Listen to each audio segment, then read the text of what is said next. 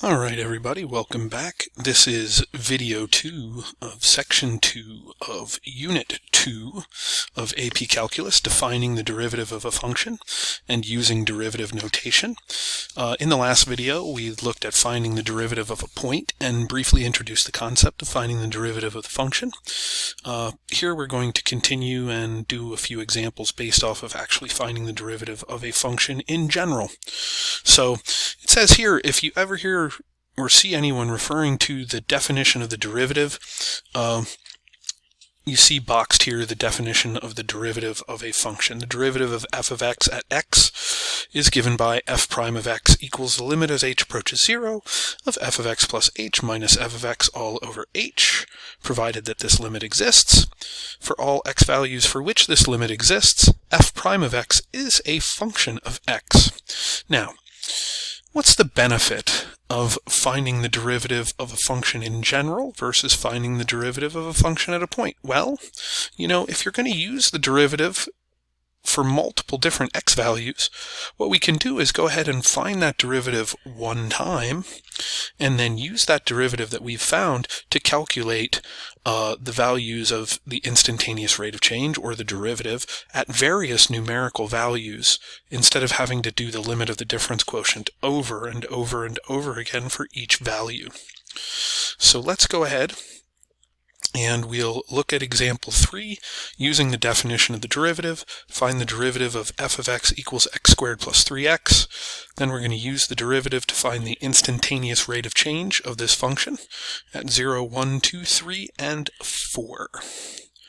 Okay, so let's go ahead. We'll set up our limit of our difference quotient. We're going to use the formula. F prime of x is equal to the limit as h goes to 0 of f of x plus h minus f of x all over h. So the first thing we're going to do is substitute x plus h into the function everywhere where there is an x. So that becomes x plus h, the quantity squared, plus 3 times the quantity x plus h minus f of x, all that over h. Then we're going to go ahead and expand things out and get rid of the parentheses. This becomes the limit as h goes to 0 of x squared plus 2xh plus h squared plus 3x plus 3h minus x squared minus 3x. If you remember from the last video, I said how important it was that everything that didn't have an h in it was eliminated in our algebraic simplification. You'll see that same idea here. You see that we've got an x squared and a minus x squared. Those eliminate one another. You'll see that we've got a 3x and a minus 3x. Those eliminate one another. And so we're left with only a few terms remaining in our numerator. And we've got 2xh plus h squared plus 3h all over h. Now, if I tried to evaluate this limit using substitution, it would turn into the indeterminate form 0 over 0. So I'm going to factor an h out in the numerator. So I've got h times 2x plus h plus 3 all over h.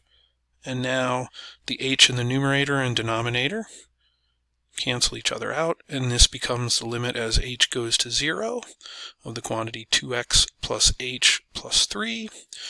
We substitute 0 in for h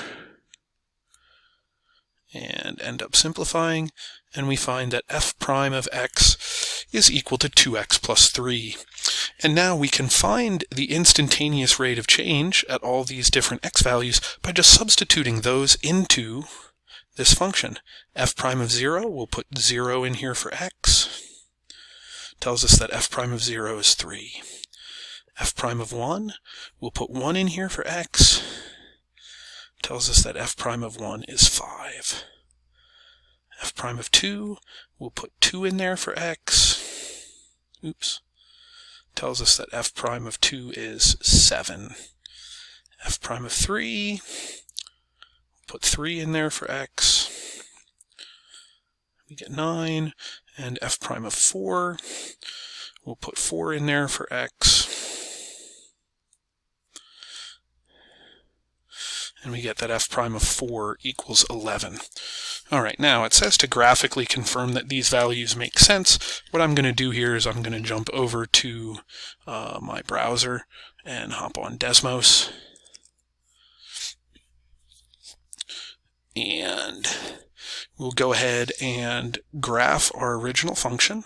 F of x equals x squared plus 3x. Okay, now let's see, will this find for me f prime of 0? Oh, it tells me that it's 3. But really what I want to do is I want to look at this and think about the instantaneous rate of change and all of that. What our example told us was that f prime of 0 was 3.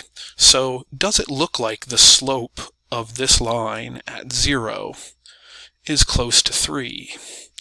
And it does.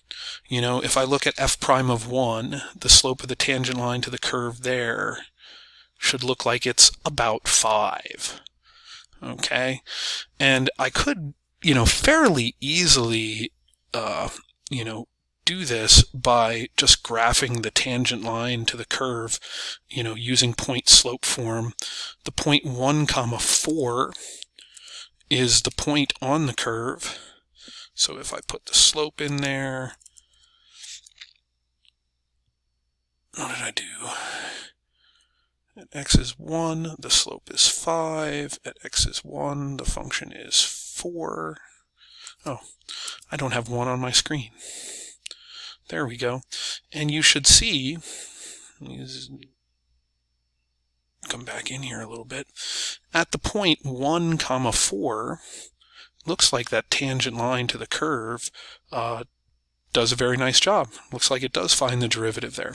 So we can I don't want to spend too much time with the graphical confirmation, but I could go through and find the equation of the tangent line using this slope and the point, and go ahead and do that in order to make sure that these values make sense.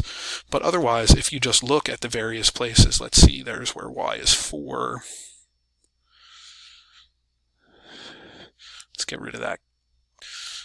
But if we go up here where y is 4 and look at the point of tangency, does it look like the slope of this could potentially be 11? And I would say that it does. Okay. Let's go on to example 4. We're going to find the derivative of f of x equals the square root of 4x, and then use that to find the instantaneous rates of change at various points. So again, we're going to start by taking the limit of the difference quotient. This is the limit as h goes to 0 of f of x plus h minus f of x all over h, which is the limit as h goes to 0 of the square root of 4x plus 4h minus the square root of 4x all over h.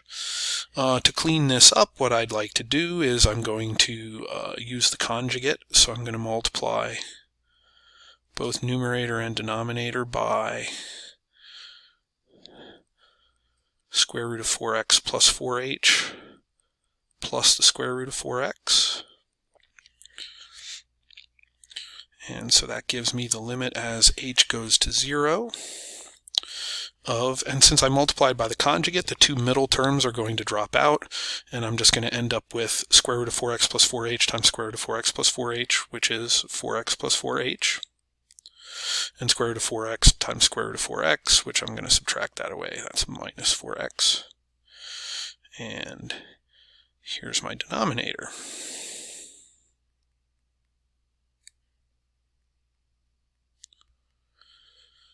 Okay, now the 4x and the 4h, pardon me, the 4x and the minus 4x combine to make 0, so this becomes the limit as h goes to 0 of 4h over h times the quantity square root of 4x plus 4h minus square root of 4x. And now, again, if I tried to do this, put a minus sign instead of a plus sign by accident. There we go, there's a plus sign. If we try to evaluate this by substitution, we end up with 0 over 0. So I'm going to go ahead and cancel those h's. And this becomes limit as h goes to 0 of 4 over the square root of 4x plus 4h plus the square root of 4x.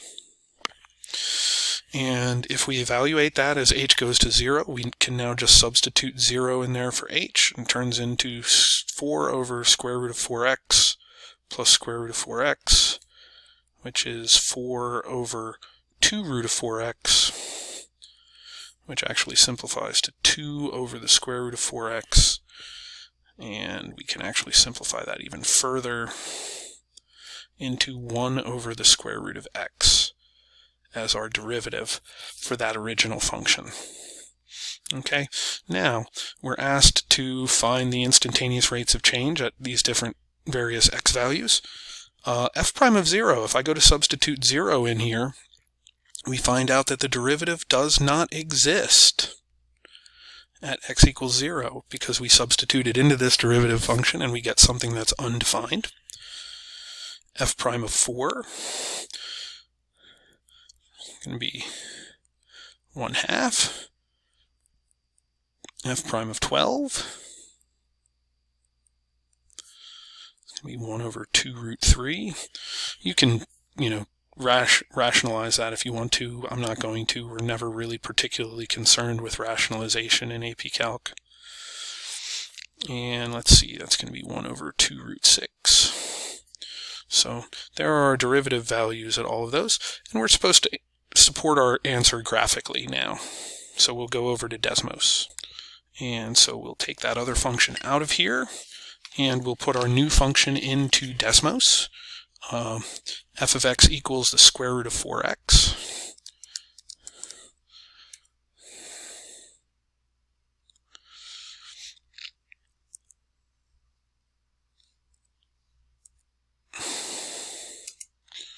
Okay. And there's our function, and we're talking about at 0, well, the derivative doesn't exist there because, well, we'll talk about that more in the future. At f prime of 4, does it look like the slope is about 1/2 at that point? Yeah, sure. We may not know for the others, what does 1 over 2 square root of 3 look like as the slope there. We could, depending on how much effort we wanted to put into this, do even better graphical confirmations of these. But, I could draw the tangent line at that point. The y-coordinate at 12 is going to be square root of 48. So if I graph y minus square root of 48 equals my slope, which is 1 over 2 square roots of 3 times the quantity x minus 12. There's the tangent line at 12, at x equals 12, and you see that that line, that slope, it hits right there at 12, and the slope is, does show the instantaneous rate of change of the function at that point. All right, that's all we have time for in this particular video.